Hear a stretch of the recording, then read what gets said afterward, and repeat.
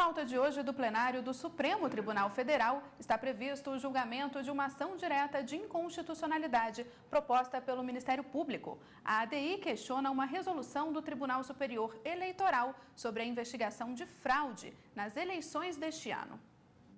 A resolução foi editada em dezembro do ano passado e, em seu artigo 8º, determina que o inquérito policial eleitoral só pode ser feito com autorização de um juiz eleitoral, desde que não se trate de prisão em flagrante. Antes da resolução, os promotores e procuradores podiam investigar os políticos.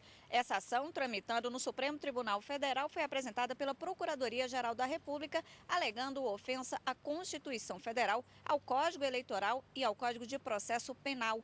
Além disso, o MP afirma que essa determinação violou as funções do Ministério Público no controle externo da atividade policial e ainda invadiu a competência legislativa da União. O relator do processo é o ministro Luiz Roberto Barroso. O então presidente do Tribunal Superior Eleitoral, ministro Marco Aurélio, esclareceu que a resolução foi editada com base no Código Eleitoral. O MP pede no Supremo a suspensão dessa lei. E quem vai explicar melhor esse processo é a consultora jurídica da TV Justiça, Gisele Reis. Gisele, boa tarde. Boa tarde. Gisele, o que mais estabelece essa resolução do TSE? Essa resolução praticamente dispôs sobre os procedimentos, as providências que devem ser tomadas, adotadas na fase pré-processual, naquela fase que antecede a propositura de uma ação penal em relação a crimes eleitorais.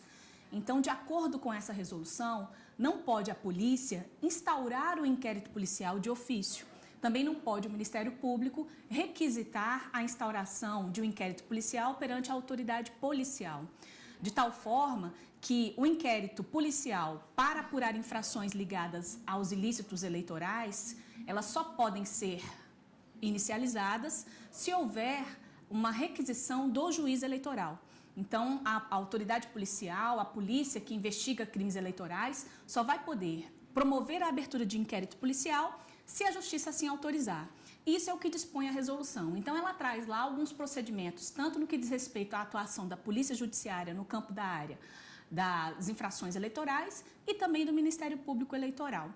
Aí o que se questiona é exatamente sobre a compatibilidade ou não dessa resolução com a Constituição Federal. E de acordo com essa ação, que deve ser julgada hoje pelos ministros, isso fere que parte da Constituição? De acordo com a Procuradoria-Geral da República, haveria inicialmente o que se chama de inconstitucionalidade formal. Por qual razão? Porque, de acordo com a Constituição Federal, isso segundo a ADI, existe uma previsão que confere privativamente à União a competência legislativa para tratar sobre processo penal. O Procurador-Geral da República entende que o Tribunal Superior Eleitoral, embora realmente ele detenha uma competência, um poder normativo, regulamentador, ele acabou aí adentrando na competência legislativa da União e isso teria ferido, então, o campo da competência legislativa previsto na Constituição Federal. Outras ofensas, poderia ser citada, de acordo com o que se lê na ação direta de inconstitucionalidade, é a ofensa ao princípio da própria atuação do Ministério Público, porque a Constituição Federal, ela estabelece que o Ministério Público, ele é o detentor da ação penal pública, ele pode requisitar a abertura de inquéritos policiais e também de diligências perante a autoridade policial. E ainda há o argumento de que essa resolução também acabaria por ferir um princípio chamado da imparcialidade, na medida em que coloca o juiz numa função de investigador e, de acordo com a ação, isso vai contra o sistema acusatório adotado no Brasil. Ok, os ministros do STF também devem julgar hoje outro processo ligado à área eleitoral. Uma candidata à Prefeitura de Pombal, na Paraíba, recorreu ao Supremo depois que a tentativa de reeleição dela foi impugnada pela Justiça Eleitoral. O recurso é da viúva de Jairo Feitosa, ex-prefeito de Pombal, na Paraíba. Ele morreu em 2007 e o cargo automaticamente passou para as mãos do vice, que completou o mandato. A viúva Yasnaia Poliana Dutra, do PT da Paraíba, ganhou a eleição seguinte para a prefeitura, quando tentou a reeleição em 2012.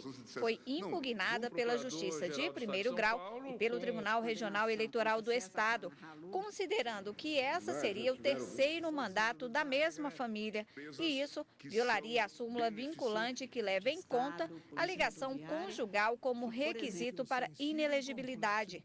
No Tribunal Superior Eleitoral, a candidata foi afastada da prefeitura em 2012 e no Supremo Tribunal Federal, os ministros podem decidir se a inelegibilidade prevista na Constituição Federal e na súmula vinculante alcança os casos de morte do companheiro ou marido. O relator é o ministro Teori Zavascki. Gisele, nesse caso, a prefeita continua no cargo? Ela foi afastada do cargo por uma decisão do Tribunal Superior Eleitoral. Logo, quando houve essa determinação, ela apresentou um recurso extraordinário aqui perante o Supremo Tribunal Federal e também uma ação cautelar.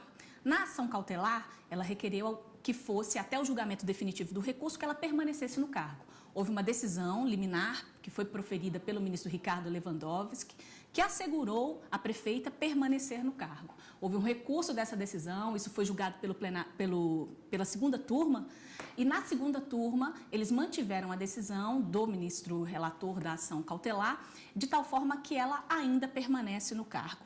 Mas a grande controvérsia que nós temos aqui é exatamente sobre essa questão, uma vez que o ex-marido dela, em 2004, ele era prefeito, e aí faleceu no curso do mandato, esse mandato acabou sendo concluído pelo vice-prefeito. Em 2008, ela se candidatou, ela conseguiu votos suficientes para ser eleita, foi eleita, cumpriu o mandato. Em 2012, se candidatou novamente, conseguiu votos suficientes para ser eleita, mas teve o registro de candidatura negado, tanto pela Justiça Eleitoral da Paraíba, quanto pelo Tribunal Regional Eleitoral da Paraíba. Ela recorreu ao TSE, conseguiu mudar esse entendimento, foi diplomada e assumiu o cargo. E aí houve um outro recurso e aí, então, o TSE mudou o entendimento. E aí foi a partir dessa mudança de entendimento do Tribunal Superior Eleitoral que ela entrou com recurso extraordinário aqui no STF.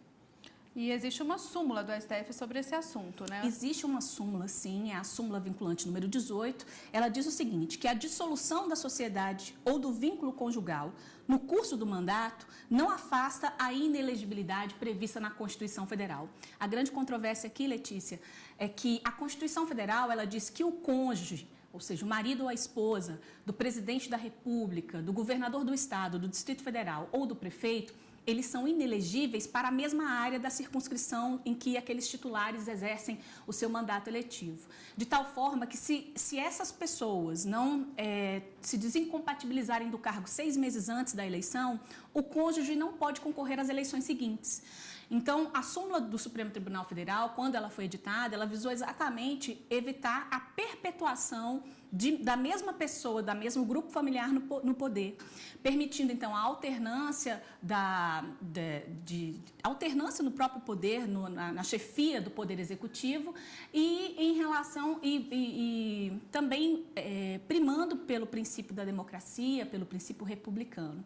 Então, quando o Supremo Tribunal Federal editou a súmula vinculante, foi exatamente para evitar que aquelas separações, que eram muito comuns, separações fraudulentas, acabassem frustrando o processo eleitoral. Ok. E chegou a hora do juridiquês de hoje.